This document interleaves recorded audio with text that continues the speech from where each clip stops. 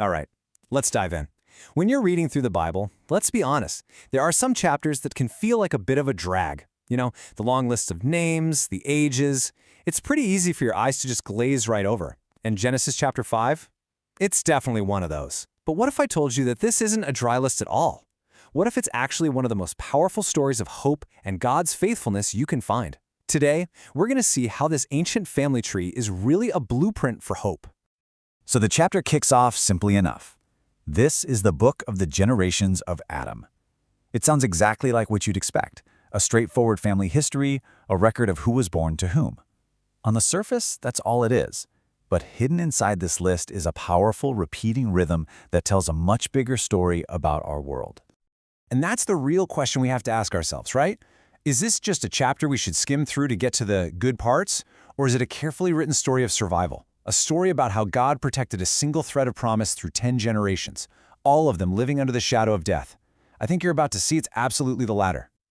Now, to really appreciate the hope in this chapter, we first have to grapple with the darkness it's confronting. See, after Adam and Eve's fall in the garden, a curse entered the world, and that curse has a name: death. Genesis 5 makes this reality painfully clear with the force of a relentless, repeating drumbeat. It starts right at the top, with the very first man. Think about it for a second. Adam walked with God in perfection, and yet here's the final verdict on his life.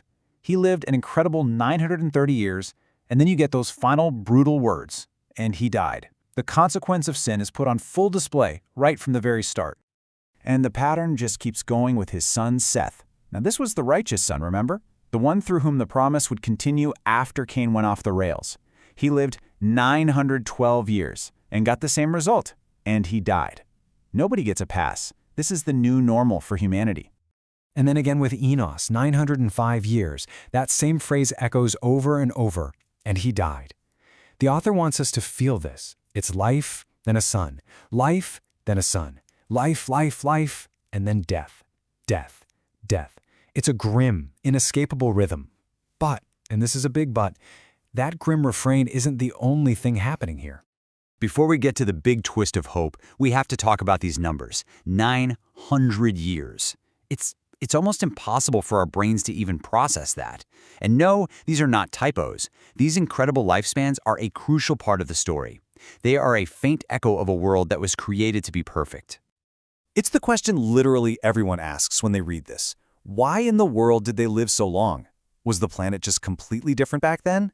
Well, from the viewpoint of the text, the answer is a resounding yes.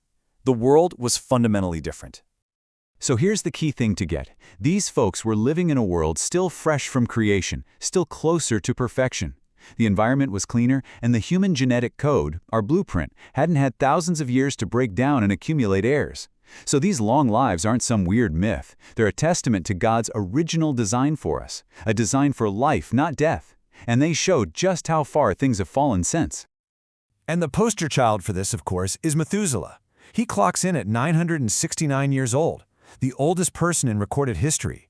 He is the absolute high watermark of human longevity, a living, breathing symbol of that fading echo from the Garden of Eden. And when you actually see it like this, side by side, the contrast is just staggering. Wow, you have Methuselah's 969 years towering over our modern average of about 80. It just hits you, doesn't it? It's a stark visual of the long-term, devastating effects of the curse on us and our world. But even in this world, a world so completely dominated by death, God was about to do something totally unexpected.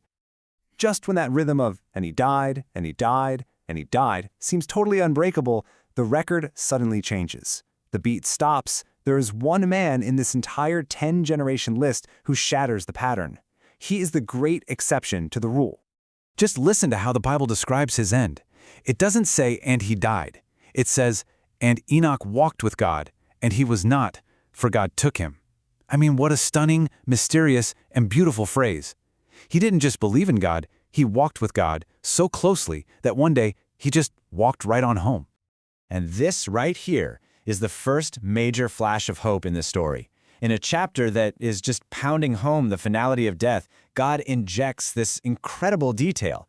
Enoch's departure is this powerful little signal that for those who walk with God, death doesn't get the final word. It's a hint, a foreshadowing that God has a way to beat the curse. Okay, so let's zoom out a bit and see how Enoch's story fits into the big picture. When you look at the whole chapter, you start to realize this isn't random at all. The entire list, from Adam all the way to the end, has one single purpose: to trace an unbroken, hopeful line of promise.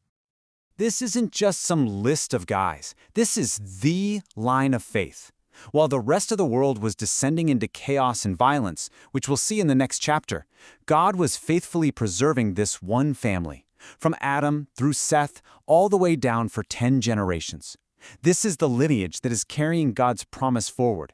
And this whole chain, it's leading to one man in particular. At the very end of the chapter, we finally get to the 10th generation, and something amazing happens. Lamech has a son, and he gives him a prophetic name. He calls him Noah, and he says, "This same shall comfort us." Hope is no longer just a hint, it's being spoken out loud. See, the name Noah itself actually means rest or comfort. Lamech is looking at his baby boy, and by faith he is seeing God's answer to the curse. He believes this child is going to bring relief from all the toil and sorrow that started back in the garden. The entire genealogy has been building up to this promised moment of rest. So, do you see it now? Genesis 5 is so much more than a boring list of names and dates. It's a masterfully told story. It's the story of a world groaning under the curse of death, but it's also the story of a faithful God who is preserving one single thin thread of promise, culminating in a man whose very name means rest. And that really just leaves us with one final thought, doesn't it? This chapter is a massive testament to God's long-term faithfulness. So, if He so meticulously and carefully preserved this one family line, guarding His promise through a world dominated by death for over 1,500 years, what does that say about His ability and His desire to keep His promises to us today? It says that no matter how dark things might seem, His plan of redemption is always moving forward.